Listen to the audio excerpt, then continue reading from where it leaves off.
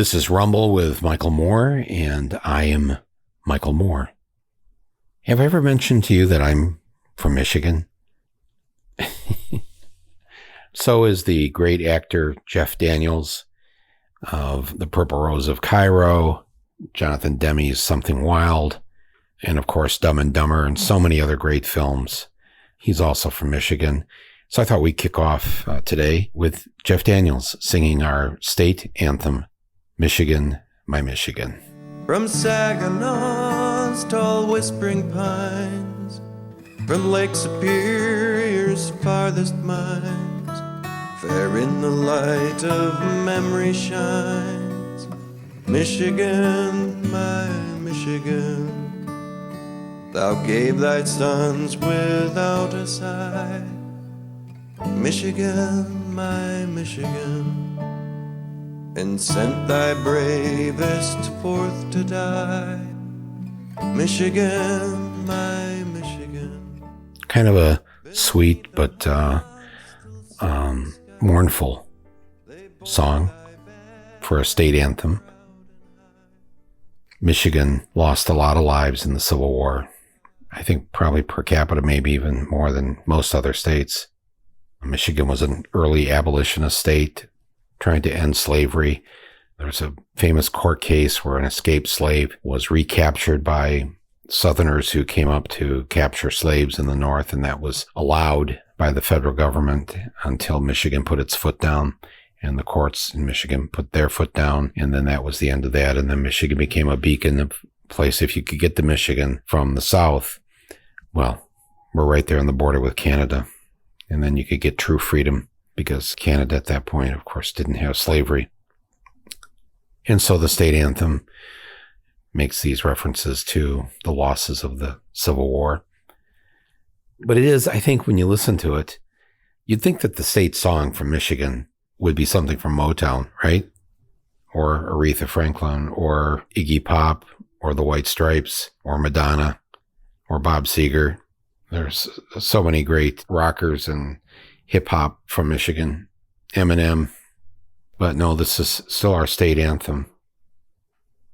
But today's podcast is actually quite a happy podcast, because I want to share with you, before we get too far away from our election and the great results we had last month, stopping the red wave, creating a blue wall, I want to point out what we did in Michigan that was so amazing and so overwhelming, and I think can provide a model for a lot of you in other states to follow what we did to turn the state around. Talk about a blue wave, talk about a blue tsunami, full Democratic control in all the top offices, governor, lieutenant governor, secretary of state, attorney general. And on top of that, for the first time in 40 years, the Democrats control the entire Michigan legislature, the Michigan State Senate, the Michigan State House of Representatives, and our congressional delegation from Michigan for the first time in many years is now majority Democratic. Of our 13 representatives in Congress, 7 Democrats will be sworn in on January 3rd in the United States Congress, 7 Democrats in the House, and 6 Republicans, 7-6. And plus, of course, we have our 2 Democratic United States senators. We set a record for having the largest voter turnout in the history of the state for a midterm election. Massive turnout. We codified Roe versus Wade and actually improved on the Supreme Court decision and made it part of our Constitution permanently last month. That and so many other things, all progressive ballot proposals regarding giving the people of Michigan even more voting rights, ending voter suppression, making it easy to vote, and another proposal that got into how politicians don't have to report all the money that they're collecting and hanging on to. Now they're going to have to do that and more of it. So all these good things are happening. I mean, I live up in northern Michigan, and in a fairly, small town, 15,000 people year round in the town. And I don't know when the last time was we had a Democrat in the state house representing us in the city. And yet we elected Betsy Kofia, a woman who's run before and got elected this time. We're all we actually are going to have a Democrat in Lansing that we're going to be able to call when we need help with the things that we need to fix still in the state of Michigan. And there were so many stories like that, especially in the area where I live is a fairly red area of Michigan.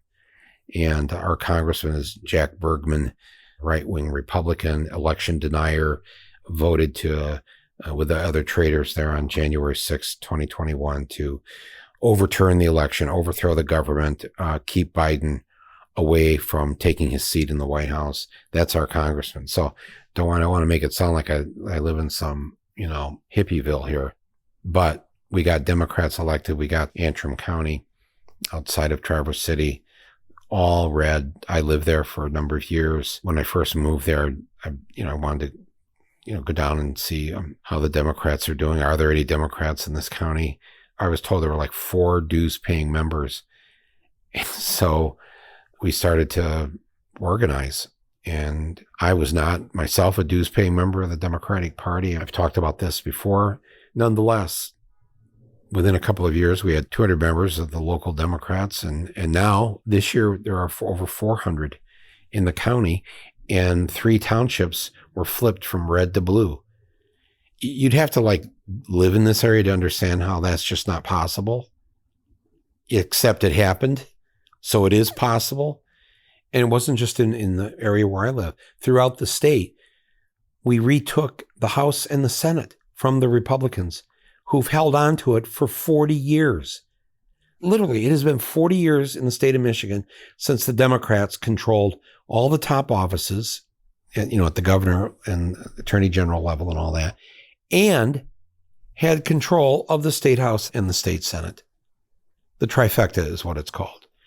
But this doesn't just happen on its own. Now, granted, the Republicans have been a big help, keeping Donald Trump around, running wackadoodle candidates, QAnon supporting crazy, crazy people.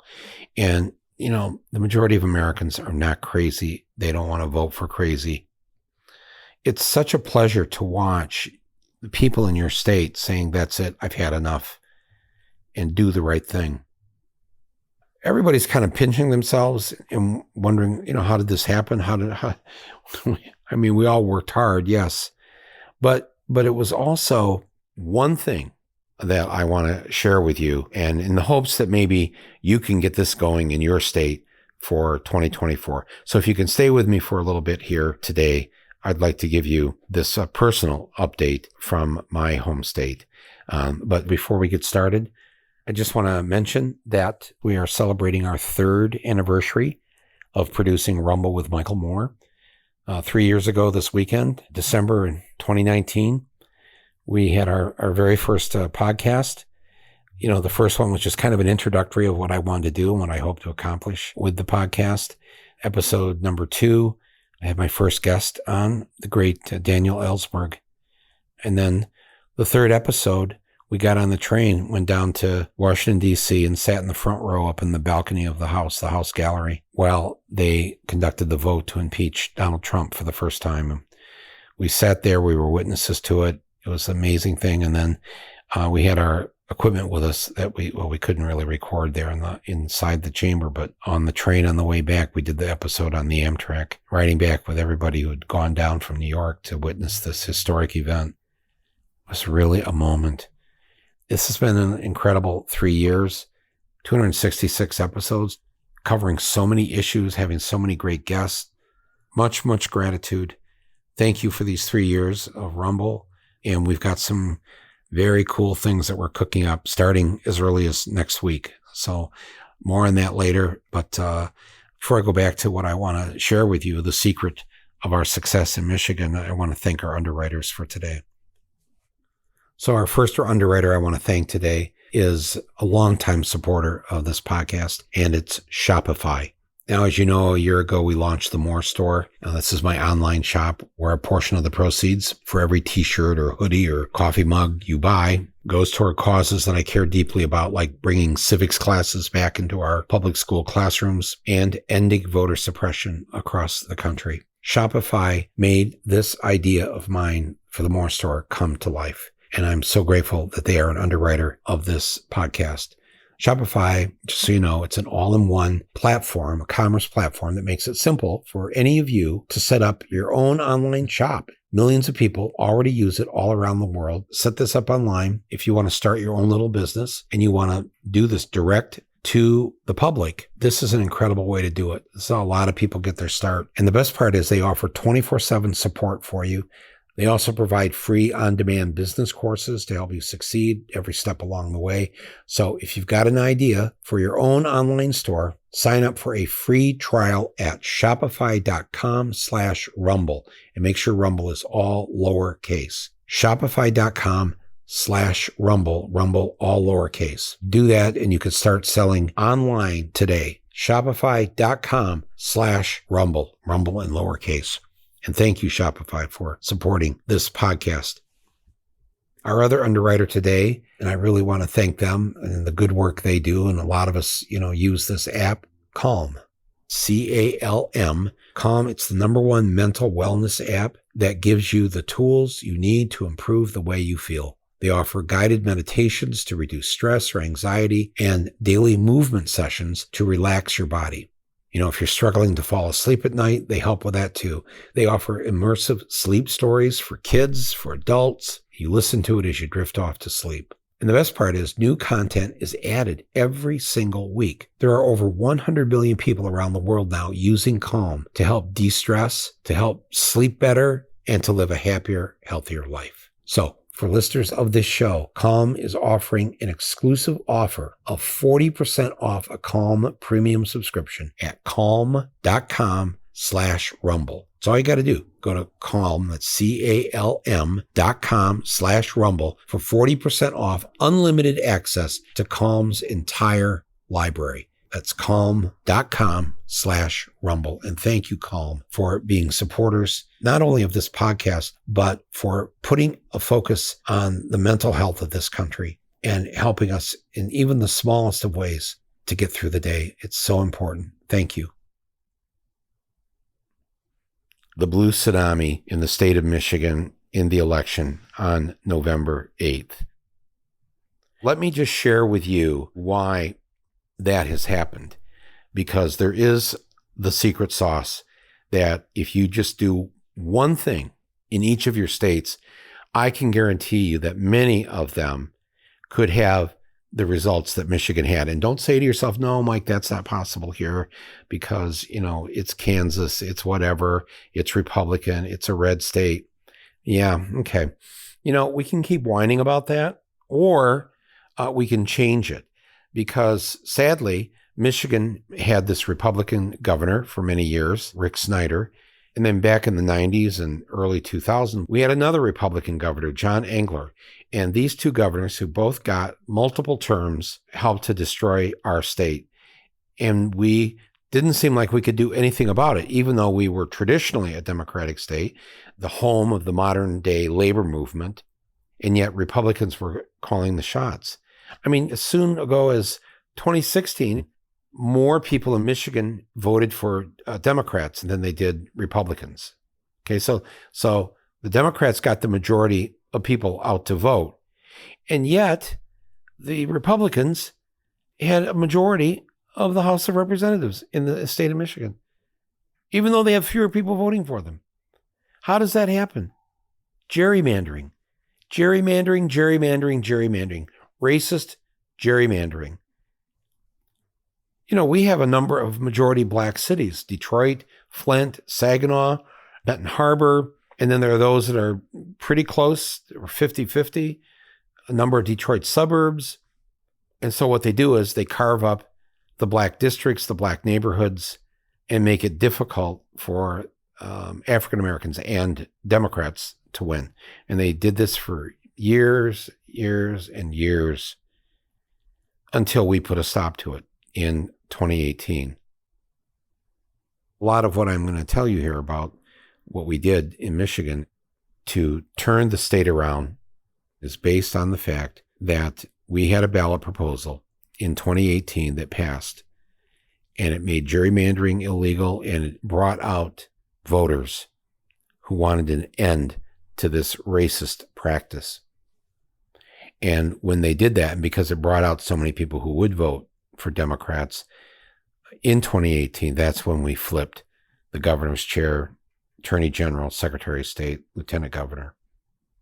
And they all got reelected here last month. I said I was going to give you one thing. If there could do one thing in your state, if you wanted to turn things around, end gerrymandering. And don't expect the politicians to do it for you, because they benefit from it. Even the Democrats have benefited from it, because you are in there and you're carving up the map. But generally, if it's a Republican-controlled state, they really carve up you've seen some of the drawings of districts in these Republican states. It's pretty appalling. But in 2018, a young woman in her 20s decided to start a petition drive to get a ballot proposal on the ballot in the state of Michigan that would essentially outlaw gerrymandering and provide voting rights and stop voter suppression. And she was incredible. And people just joined up. It was just one posting on Facebook, and the thing just blew up. And all of a sudden, there's thousands, tens of thousands of Michiganders joining with her to get this on the ballot. And the Republicans couldn't believe how many signatures they got. They fought it, went all the way to the Supreme Court in Michigan. Republicans tried to keep it off the ballot. They couldn't succeed. And once it was on the ballot, that essentially it would be a crime to gerrymander. And one of the ways to prevent that in the ballot proposal is that it said from now on, the districts would be drawn by an independent, nonpartisan commission of citizens. The name of their group, this group she formed, was called Voters, Not Politicians. Voters, the citizens, would decide the map, not the politicians who benefit from the map. And in doing so, they snuff out the voices of people of color and others who don't have the power to draw the map. The map is now drawn by citizens who are vetted and they have to prove they're not in there as a party functionary for either party. They are there to draw an honest map, and they redrew the map in Michigan. They drew an honest map. And then, of course, after the census here in 2020, the map got tweaked again. And now, when people went to vote last month, the vote wasn't being suppressed. They weren't voting in some wackadoodle, weirdly drawn district. They were voting along with their neighbors and the people who lived and worked with them, participated in a similar economy, had similar issues that they're concerned about, whether it's about the environment or criminal justice or whatever. You voted along with your neighbors. Your voice was going to be heard. And so that's what happened last month. And once the map was fair, the Republicans were no longer in charge, because the people don't want the Republicans. The people of America don't want the Republicans running the country. I'll say it again. In 7 of the last 8 presidential elections in this country, where the whole country gets to vote, only once since George H.W. Bush was president, since his election in 1988, from then until now, the Republican running for president has only won the popular vote once. And that was with Baby Bush in 2004, in the middle of a war where in America, we've never thrown a president out during a war. So he barely wins that election in 2004 with one state, Ohio, 100,000, 150,000 votes. That's it. So for all these years, in 7 of the last 8 presidential elections in the 34 years since the 88 election, the vast majority of Americans have voted for the Democrat who was on the ballot. That's why Gore won by 500,000 votes. Hillary won by 3 million votes. Biden won by 7 million votes, noticing a trend. This has so freaked out the Republican Party over recent years, that they have done everything that they have been able to get away with to gerrymander these voting districts so they can draw the map so Republicans can get elected. I would just like to ask, Republicans, how do you feel with it? I mean, I guess, yeah, you want to win, so win by any measure, even if it's sort of kind of cheating the map. Because the American people don't want you anymore, right? You got that message, right? You've only won the popular vote once since 1988. The American people don't want you in charge. But you want to stay in charge. Okay, I get that. It's hard to break up. It's hard to leave when you're no longer wanted. So then you do all these tricks, all this voter suppression, make it hard for people to vote, have poll watchers challenging black voters, brown voters. Yeah. You've done it. You've done it all, and you've succeeded in keeping a lot of our states red and Republican, when in fact maybe they aren't red and Republican. And you took over our state of Michigan for many, many years. The majority of our congressional delegation was Republican, even though the majority of voters who were voting in the state of Michigan were Democrats.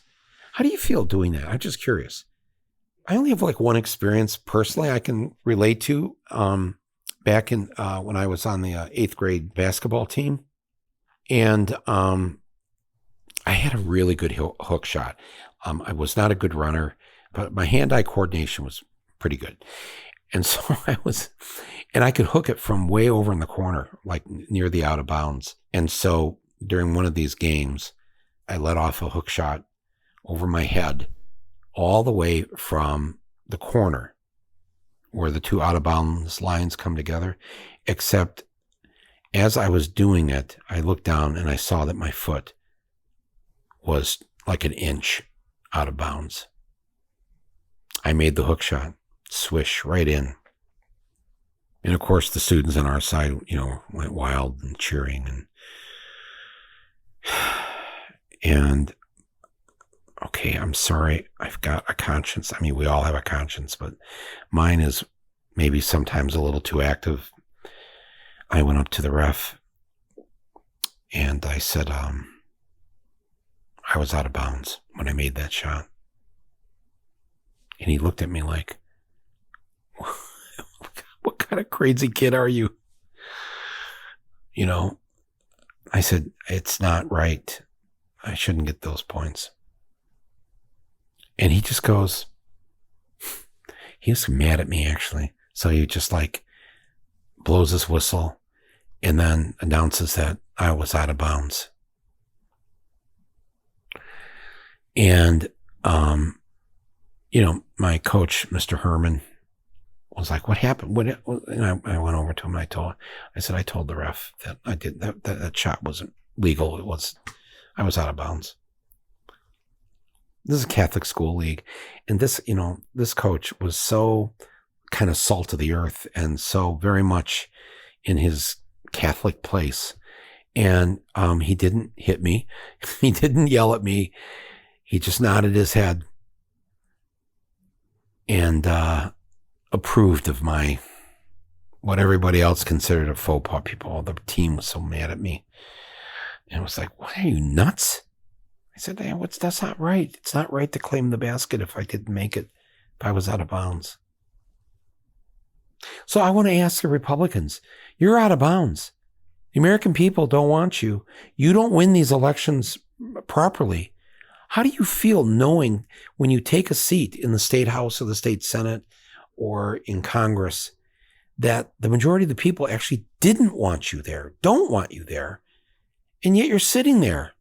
I would feel so creepy every day going in on the floor of the house, taking my seat, knowing that I was elected in a kind of a fraudulent way, but a way that the Republican Supreme Court they keep allowing it because they like being on the Supreme Court. A 6-3 Republican court, when the majority of Americans are not Republicans, do not vote for Republicans, and yet There the Republicans sit, taking away women's rights, getting rid of good gun laws that get passed. That was another thing they did this summer. So I just wanted to do this today. I wanted to encourage all of you who live in many states where it seems like something is wrong.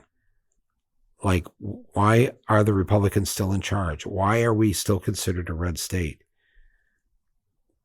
When oftentimes you can see after election, it's the Democrats are getting more votes.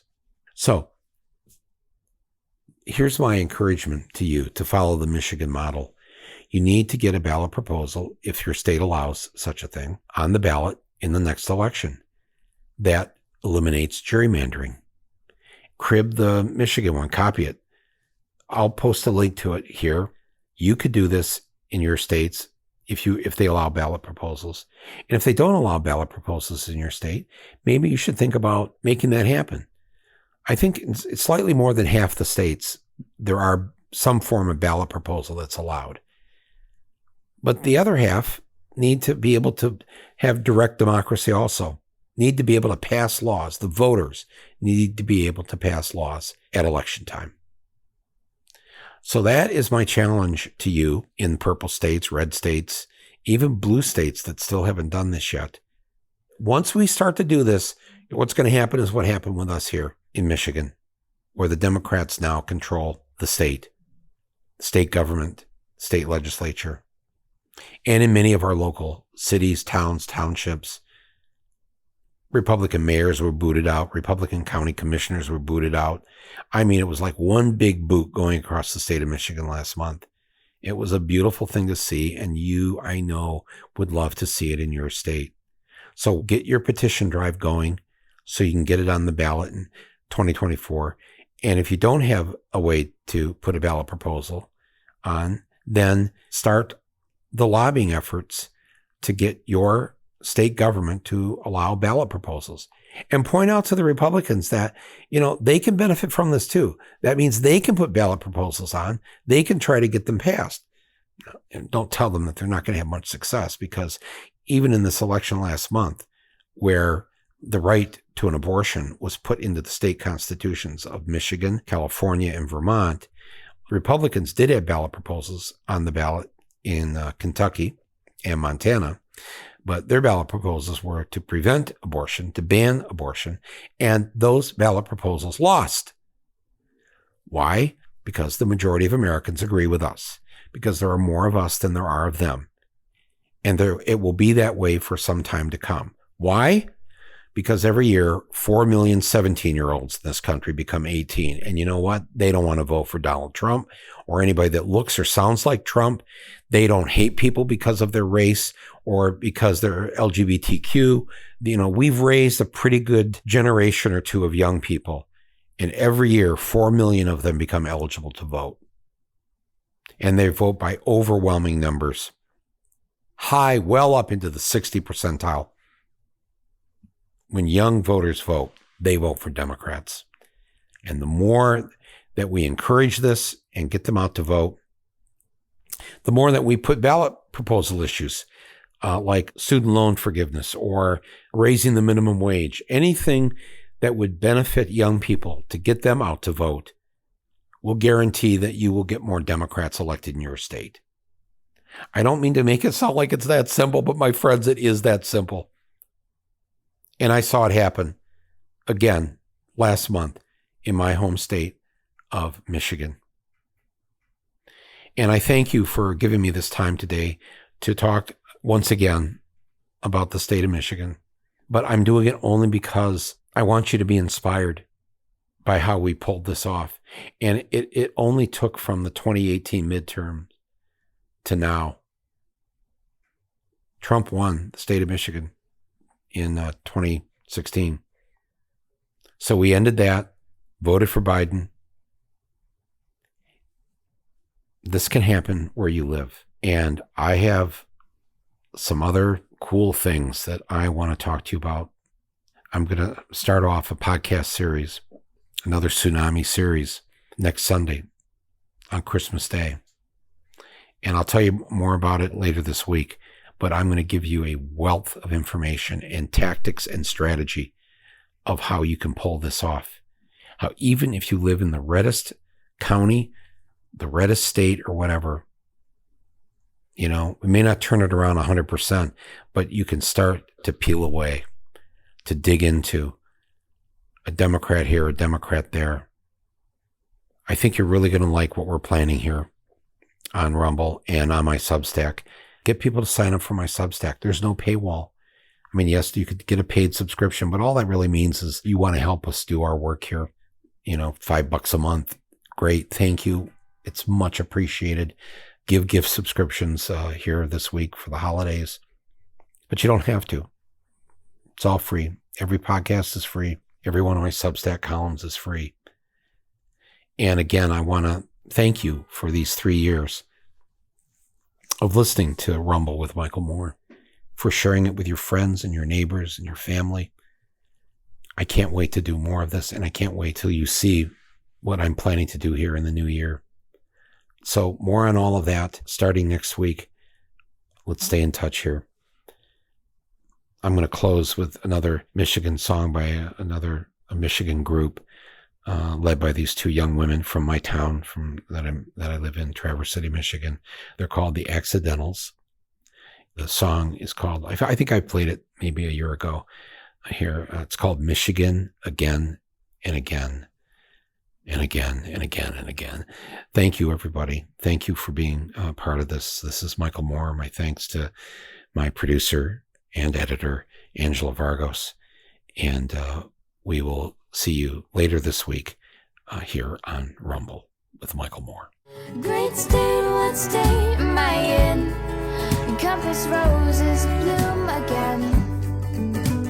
Home of the water, Canada's daughter, cradled in a crescent moon grin. Michigan and again and again and again and again.